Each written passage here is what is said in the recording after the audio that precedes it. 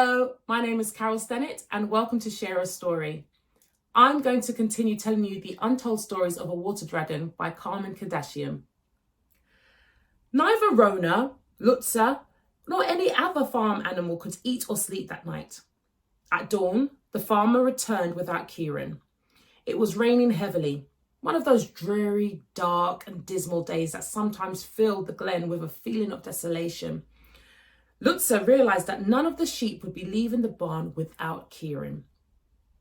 With a heavy heart, because of everything that had happened, Lutza whispered to Rona that she must go and see Nessie. Rona nodded sadly. When Lutza arrived at the loch, Nessie was waiting.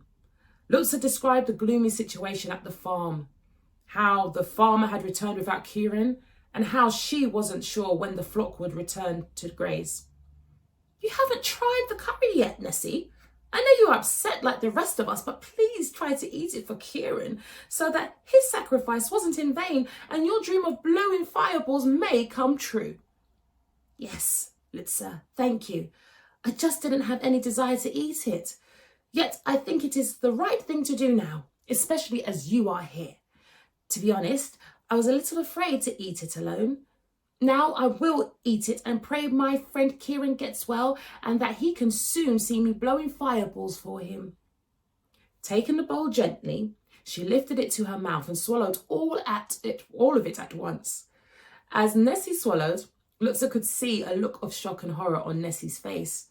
Both of them looked at each other. Nessie's mouth was on fire. She tried to speak and gasped. Then she rolled onto her back and plunged her head under the water. A spout of steam shot into the air like a geyser. Nessie turned onto her stomach, stuck her huge tail into the air, and disappeared into the dark waters of the loch. Lutza, soaking wet from the commotion made by Nessie and a little shocked, waited and waited. Indeed, she waited a full hour. Nessie didn't reappear.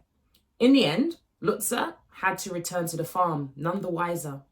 Now, she was worried about both of her friends. On arriving there, Lutza saw that Rona was still in distress, as were all the animals. Now wasn't the time to tell Rona about Nessie's agony. There was no sign of the farmer, and everyone knew that he had gone to be with Kieran. They all hoped he would return with good news. Just before sunset, they heard the farmer stumble into the farmyard. The door of the stable opened and he walked in with Kieran in his arms. He put the dog down on the soft hay and sat beside him. Kieran's eyes were closed and most of his rear body was wrapped in bandages. His whole tail had been amputated as it had become infected and could not be saved. The anti-venom had been injected by the vet just in time to save his life. He had been in a coma for nearly 2 days.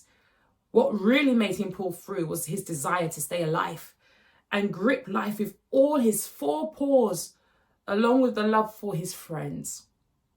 The farmer was sad but calm, and looking at Kieran, he said in a husky voice, "Come on, my boy. If you pull through, I promise I'll get you a partner to help you out. A beautiful collie girl, and I will keep all your puppies. All your friends on the farm are missing you badly." Rona's tears ran down her beautiful and docile face. She came close to the farmer and Kieran. Unusual as it was for a sheep, she licked Kieran's head. One of her teardrops fell into the corner of one of Kieran's closed eyes.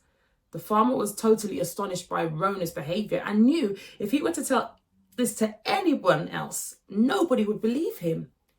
He patted Rona's head with one hand while wiping his own tears with the other. All of a sudden, Kieran moved ever so slightly, and because he was so weak, he made a little yap like a puppy. Kieran was conscious again. The farmer couldn't believe it. This definitely was a miracle. Seeing Kieran alive, Rona started to run around and jump with joy. The farmer sensed Kieran's question as the dog looked at his master in the eyes. "Am I going to be all right?"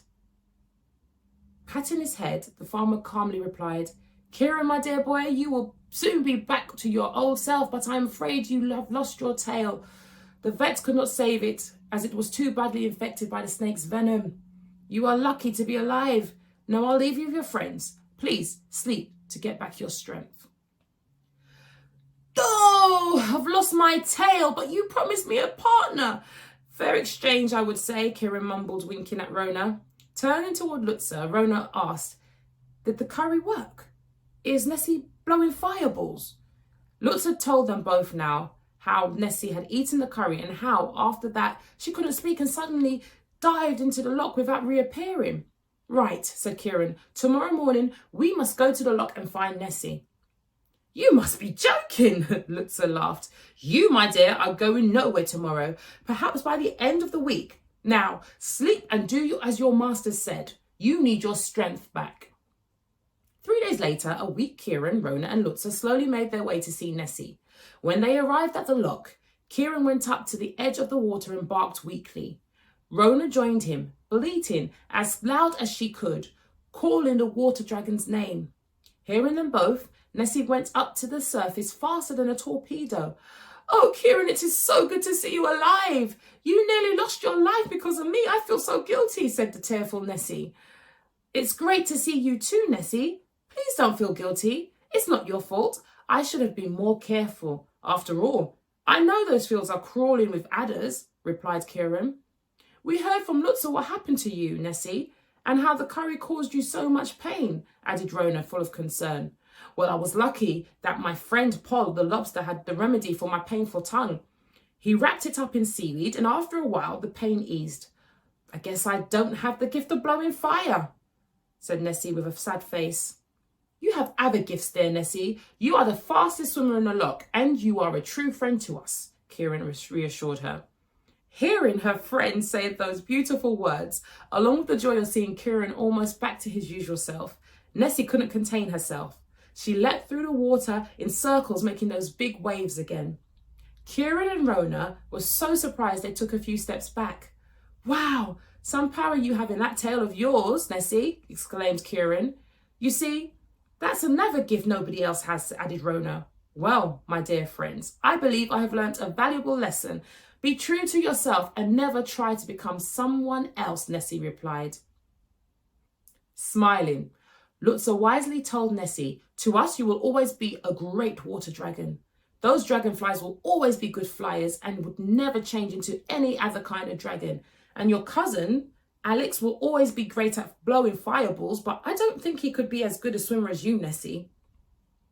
As everybody agreed with Lutzer, Nessie hoped in her heart that someday in the future, she might actually meet her Transylvanian cousin and see his fireballs for herself.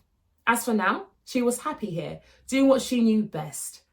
Spending time with her friends, making waves and swimming. Perhaps next summer, when the Highland Games returned, she would show her friends her other talent, dancing. And one day, she would hold her own Celtic dance above this deep and icy Scottish loch. Thank you for listening. Please come back tomorrow to find out what happens next.